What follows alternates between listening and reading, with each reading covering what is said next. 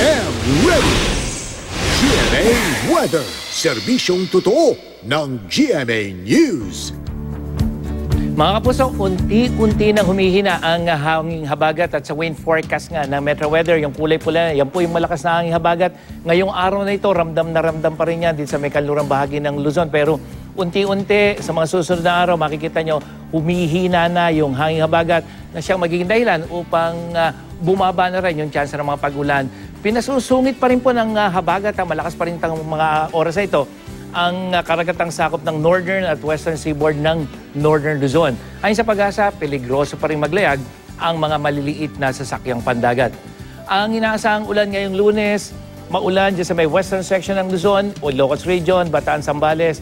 May mga ulan dito sa Calabarzon at Mimaropa at ilang bahagi ng Bicol Region. Pero pagdating ng hapon, halos buong Luzon, may mga pag-ulan dulot ng thunderstorm. Sa Visayas at Mindanao, eastern section at itong Zamboanga Peninsula ang may posibilidad ng pag-ulan sa umaga, pero sa hapon, malaking bahagi ng Visayas at Mindanao makararanas ng mga local thunderstorm.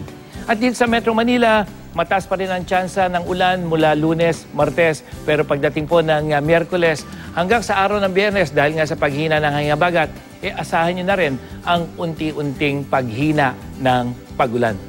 Yan ang latest mula sa GMA Weather. Ako po si Nathaniel Cruz, magplano para sigurado. I am ready. Serbisyong totoo ng GMA News.